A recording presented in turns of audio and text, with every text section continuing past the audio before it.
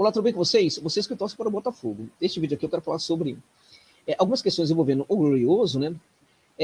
A partir do que foi esse resultado contra o Cuiabá no Engenho de Dentro, né? Na verdade, para mim foi um vexame, né? Acho que para qualquer torcedor do Botafogo. E várias ponderações, para o bem e para o mal, são feitas a partir dessa partida aí, né? A partir do resultado desse jogo. E elas precisam ser devidamente pensadas, refletidas por todos nós, e acho que este vídeo vai tentar prestar essa contribuição aí também, né, de ajudar a pensarmos, a refletirmos o que tem sido este momento do Botafogo. Né? Acho que a situação poderia ser muito mais tranquila e muito mais aceitável se algumas coisas bastante inusitadas não estivessem acontecendo, como, por exemplo, esses resultados dentro de casa da equipe do Fogão, sobretudo contra equipes pequenas, né? Avaí, pequenas, enfim, pequenas no sentido de ter pouco acesso a grandes títulos, né? Cuiabá e assim por diante, né? O Botafogo tem muita dificuldade para jogar contra essas equipes, né? Assim como também tem muita dificuldade para jogar dentro de casa, né? E para mim isso é muito espantoso, né? Como é que o Botafogo, gente, consegue ter tanta dificuldade para jogar nos seus domínios diante dos seus torcedores, né? Como é que a gente consegue entender um negócio desse, né? A equipe não consegue realmente ter um bom desempenho em casa, e o Luiz Castro, né, falou, temos melhores resultados, abre aspas, temos melhores resultados dentro de casa, fora de casa, do que em casa. Isso é factual, né? O porquê disso? Olha, focando no jogo de hoje, foi a incapacidade de transformar em gol as 4 oportunidades que tivemos, né? Tal. Enfim, né, Luiz Castro, tal. A questão que você precisa explicar, não adianta você perguntar o porquê disso, né? Você não tem que fazer a pergunta do porquê que isso acontece. Você tem que responder essa pergunta como técnico de futebol, né? Por que a sua equipe tem dificuldade de conseguir resultados positivos dentro de casa? Qual é o problema? É você que tem que responder isso. E você sabe perfeitamente que você tem que responder isso e não fazer a pergunta para os outros, né? Não tem nem retórica nisso aí, tá errada essa pergunta. Você tem que dar uma resposta a isso. E se você faz essa pergunta, ela não pode ser retórica. Ao mesmo tempo, você tem que dar a resposta a essa pergunta, né? Não dar a resposta navegar num certo cinismo, inclusive, na minha opinião. E eu falo cinismo porque acaba virando cinismo uma resposta dessa diante da insatisfação vivida neste momento pelos torcedores do Botafogo. Torcedores que lotam o Engenho de Dentro, né, vão lá para o Engenhão para lotar o estádio, né, e aí o que acontece? É absurdo, é incompreensível, né, que uma torcida faça de tudo para estabelecer uma conexão que leve a vitórias, uma conexão com os seus jogadores dentro de campo, e os jogadores e o time não conseguem gerar essa conexão com a torcida. Então, isto é realmente inexplicável. Agora, eu posso dar uma explicação para isso, né, já que o Luiz Castro se recusa a fazê-lo, né, talvez não tenha coragem para fazer, e este é o ponto. Precisamos falar a verdade aqui, talvez ele não tenha coragem para pontuar isso, mas na verdade o time dele não sabe jogar dentro de casa, porque o time dele não sabe jogar com a posse de bola. É este o ponto. E isso é profundamente frustrante, decepcionante, né, vindo de um técnico que se notabilizou nos seus trabalhos anteriores, justamente por trabalhar muito bem com a posse de bola. Parece que ele desaprendeu a fazer isso. Né? Ele não consegue, por exemplo, achar uma solução. E nesse sentido, o seu Luiz Castro hoje se parece muito com qualquer técnico brasileiro meia boca. Ou seja, tá tudo indo muito bem. Quando o problema aparece, eu não sei resolver o problema. Fica muito fácil ser técnico assim, né? O técnico daquela situação de quando tudo vai bem, tá tudo muito bem. Né? Agora, quando tudo vai mal, pelo amor de Deus, me ajude aí a explicar o que está acontecendo, né? Então, e é justamente o que ele está fazendo agora quando ele faz essa pergunta, né? O porquê disso aí, né? Enfim, na verdade, gente, jogar contra time pequeno fechado sempre vai ser mais difícil quando uma equipe que tem muito mais poder ofensivo, muito mais poder de criação de jogo, não tem variações de jogo, sempre joga do mesmo jeito, né? E também quando o técnico sente muita pressão e aí não consegue fazer com que os jogadores, por exemplo, produzam um pouco mais dentro de campo. Aliás, este Botafogo é uma equipe mentalmente muito fragilizada e, na minha opinião, é fragilizada porque o seu treinador também é muito fragilizado emocionalmente. É um treinador que não consegue mudar jogo, é um treinador que se enerva muito ali naquela área reservada ao técnico, mas um tipo de ficar nervoso que não é um ficar nervoso normal, é um ficar nervoso que faz com que ele se perca também e, a partir daí, ele começa a fazer aquelas substituições que todo mundo já sabe, né? E que, em geral, somente estragam a equipe. Vamos lá, então.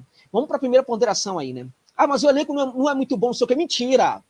O elenco do Botafogo realmente não é dos melhores, mas também não é dos piores, não. O elenco do Botafogo tem condição plena, sim, de lutar por vaga na Libertadores de América. Tem condição de lutar, sim. né? Porque este campeonato está sendo uma mão na roda. A gente não tem Grêmio na primeira divisão, a gente não tem Vasco na primeira divisão, não temos o Cruzeiro na primeira divisão, não temos o Bahia, né? Que talvez não lutasse também, mas é uma equipe aí que muitas vezes acaba sendo uma equipe forte também nas competições de Brasileirão, né? Não temos essas equipes e temos algumas outras equipes muito mal. A gente tem o Santos que está muito mal, né? A gente tem o Atlético Mineiro que está muito mal, né? Que já era para estar com a vaga na Libertadores e não está. Né? Então, na verdade, é um campeonato que poderia perfeito está facilitando tudo hoje para uma equipe como o Botafogo. Né? Mas nós lutamos, na verdade, o campeonato nosso é isso mesmo. Eu até acredito que seja mesmo. Ir para uma Sul-Americana. Agora, vamos lá. A gente está falando do Botafogo da SAF, gente. Vamos olhar para as equipes que subiram. Olha o nível daquelas equipes que subiram. E olha o nível do Botafogo. Então, o Botafogo, gente, foi melhor que todas elas. E o Botafogo foi a única dessas equipes todas aí que fez grandes investimentos. Grandes investimentos. Eu sempre falava, esses investimentos, eles estão voltados para a configuração de uma equipe e não para uma equipe protagonista. Muita gente não dava bola. Né? Porque a gente também tem que falar da SAF. Porque a SAF contratou jogadores, na verdade, para formar uma equipe mediana. Ok? Mediana, que no contexto atual do Campeonato Brasileiro é uma equipe muito interessante que tem, sim, uma condição, uma obrigação de ganhar uma vaga na Libertadores. Sabe por que tem obrigação? Porque essa equipe consegue fazer resultados interessantes fora de casa e deveria também fazer resultados importantes dentro de casa contra equipes como o Cuiabá. Né? Então, a partir do momento em que o problema é não ganhar do Cuiabá dentro de casa, a gente precisa falar que é obrigação, sim, ir para a Libertadores, porque era obrigatório, sim, vencer o Cuiabá dentro de casa. E se não consegue vencer, é por incompetência. Incompetência de todo mundo.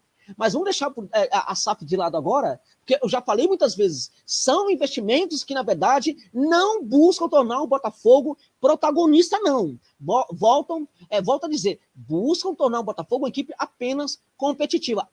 Mas era o que a gente esperava. Ok, era o que todo mundo esperava, esta campanha. Mas o contexto do campeonato gerou expectativas nos torcedores, expectativas reais nos torcedores, sobretudo a partir de resultados importantes, com desempenho importante também fora de casa. E não esse desempenho aí, por exemplo, com o meio de campo ridículo, que não funciona, né, que tem no Tietê o seu principal jogador marcador, articulador e tudo mais. Lucas Fernandes aí de vez em quando vai, de vez em quando não vai, embora seja um jogador muito importante. Né? O Pires, que ontem, no primeiro tempo, até que fez um bom jogo, mas que vem muito mal, muito irregular também. Ou seja, jogadores na maior parte aí, jogadores que chegaram para configurar aí uma equipe, apenas uma equipe minimamente competitiva. Patrick de Paula, que quando não é Patrick Balada, consegue jogar bola, mas quando vira de novo Patrick Balada, não joga nada. É um jogador que não sabe o que é a carreira, né? Então, na verdade, gente, precisamos entender aqui uma coisa, né? O Botafogo, né, está fazendo campanha uma campanha para ficar, está fazendo campanha para ficar. É muito pouco. E não dá para ficar feliz com isso, não. O Botafogo não é o Cuiabá, o Botafogo não é a equipe do Atlético Goianiense, o Botafogo não é a equipe do Coxa, né? O Botafogo não é, né, a equipe do Goiás, é Botafogo e tem que querer muito mais. Tá certo? A SAP gerou também essas expectativas. Agora, vamos lá. Esse time, na verdade, não vai conseguir grande coisa nesse campeonato. Este campeonato era para ficar na primeira divisão. Mentira, para ficar na primeira divisão. Todos esses investimentos, buscar Tiquinho Soares é para ficar na primeira divisão? Não. Né? Mas na temporada que vem vai conseguir muito mais. Esta é uma expectativa que muito torcedor tem. Mentira! Não vai conseguir nada se não mudar o padrão de investimento. Se não mudar de fato o padrão de investimento, se não contratar jogador de fato para tornar essa equipe protagonista, quando se falou de vários jogadores aí medianos, quando se falou, por exemplo, de um jogador como Matheus Pereira, não, é muito caro, aí não dá para contratar. Tem que trazer esses jogadores. O cara não tem dinheiro, ele não sempre não está falando sempre que tem dinheiro. O mundo não sabe que ele tem dinheiro. Então por que não está? Será que ele está olhando para o Botafogo como se o Botafogo fosse, na verdade, a equipe do Crystal Palace? Que é uma pergunta que as pessoas precisam fazer. Será que ele não concebe o Botafogo como Crystal Palace brasileiro? Porque o Botafogo não pode ser o Crystal Palace. O Crystal Palace é nanico no futebol. Né? Em inglês, o Crystal Palace é nanico perto do Botafogo. Então, menor cabimento essa comparação. Mas será que na cabeça dele essa comparação não existe de verdade? Né? Porque o grande jogador não veio nessa temporada. Nenhum grande jogador veio nessa temporada. Né? Nenhum. Na hora que é para mexer ali na carteira e contratar um grande jogador mesmo, nenhum jogador desse veio.